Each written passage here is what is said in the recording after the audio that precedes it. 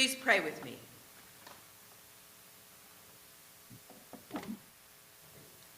More of you, O Christ, less of me. More of you, O Christ, less of me. More of you, O Christ, less of me. May the words of my mouth and the meditations of all our hearts draw us closer to you, O God, our rock and our Redeemer. Amen. This psalm is the most common psalm in the liturgy at Christ in the Desert. It's part of the vigils. Parts of it appear during the rest of the liturgy every day. So while you might be at the monastery for a week to get all 150 psalms, you get chunks of 91 every single day. So one of my refuges is just hearing the words of this song. It takes me right into the chapel there in the desert to remember the shelter of being in such a quiet and beautiful place. It's my jewel space. It's where I get closer to God as I understand God, and the ubiquity of that, to the teachings, and also to the community, being in the presence of people who practice and pray all day long. There is a depth there when you're in that sort of practice. And their monasticism, like the three jewels of Buddhism, has similar refuge. And it's a refuge for anyone who visits. You can spend a little bit of time there in that canyon and with the monks, and you can immediately sense that you no longer have to carry the world on your shoulders. And that, for me, is maybe the ultimate meaning of refuge. You are not carrying the burdens of knowing where your next meal is, knowing where you will sleep, knowing that you simply can be without any weight. There's a weightlessness to real refuge. By contrast, of course, being a refugee means you've had the weight of homelessness, and not just of being unhoused, but perhaps having to flee your country or some other situation that was genuinely dangerous and difficult. You all know that I was a pastor at City of Refuge, United Church of Christ, and when that church was founded in 1991, there was no place for African American LGBTQ, especially trans, folks to be. And if you were HIV positive, oh my heavens, God help you.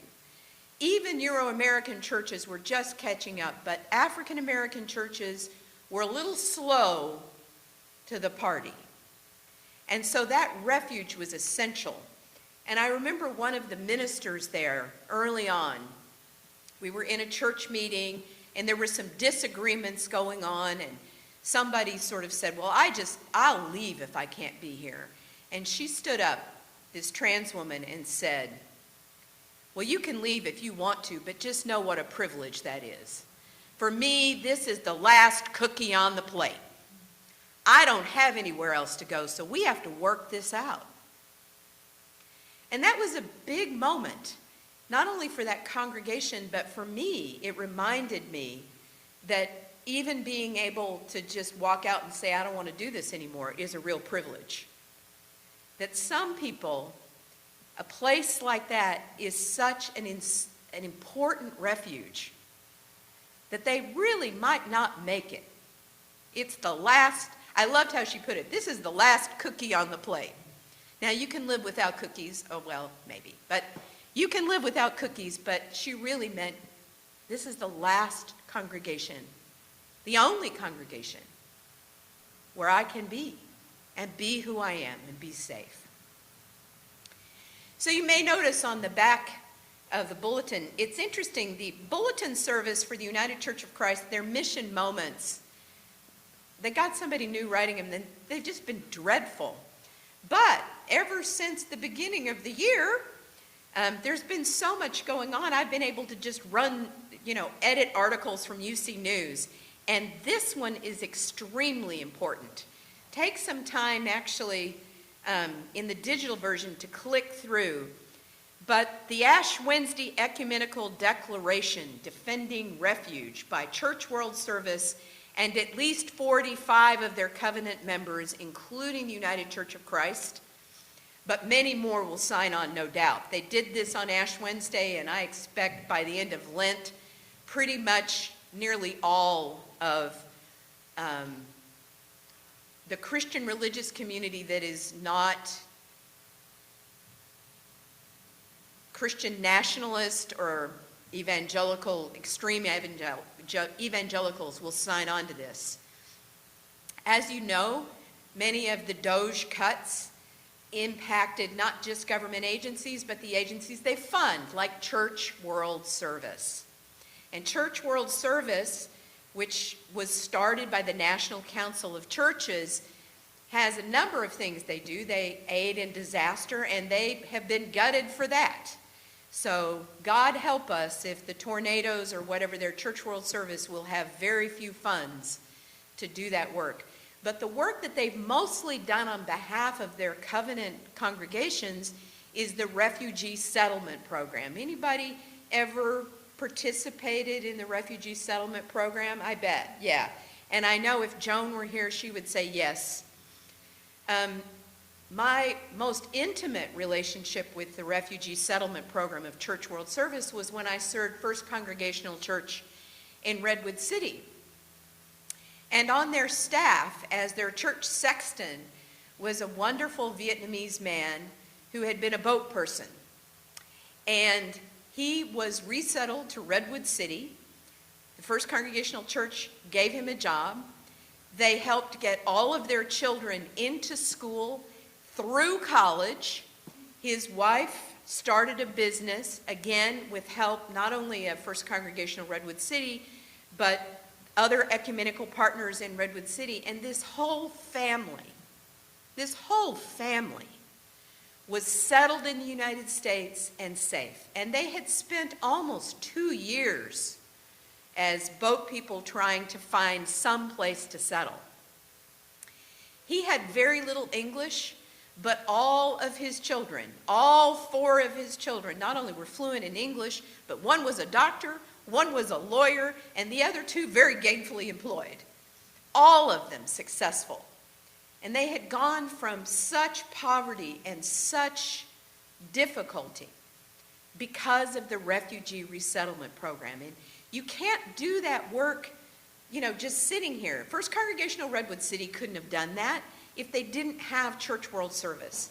And Church World Service can't do that work without the support of the United States government. And I don't just mean money. I also mean that there's an embassy, there's a consulate, there are channels for this particular, just his story, that when they left Vietnam, they tried to go to Thailand, and then they went to Cambodia, and eventually they wound up in Australia. And it was working with the Australian government, something that has been generally easy for the United States to do, that they were able to then bring them here.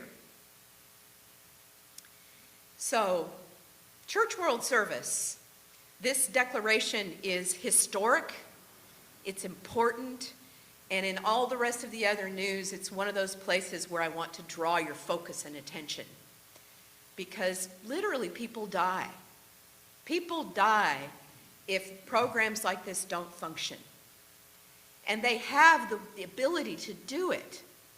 And it's it's a minuscule amount of money compared to the United States budget. They don't even get a lot.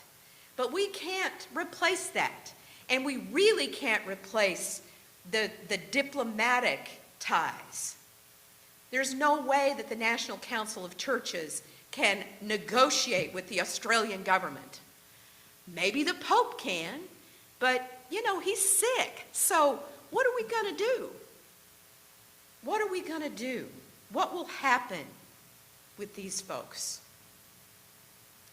There are a lot of things to draw our attention as we begin this Lent. But ultimately, Lent is often a description of the wilderness journey of Jesus and also the wilderness journey of the Israelites. And we're definitely in a wilderness. We really don't know what's going to happen tomorrow. And yet, we can find refuge. We can be refuge. And I realized several years ago, you may recall, I preached a sermon series on the good table. I said the good table will be wide, the good table will be just, the good table, I had lots of them. But what I'd never preached, and I should have, the good table will be a refuge. Our good table will be a place where people who are down to the last cookie on the plate can feel at home. And they don't have to be an African American trans woman. It could be a lonely senior.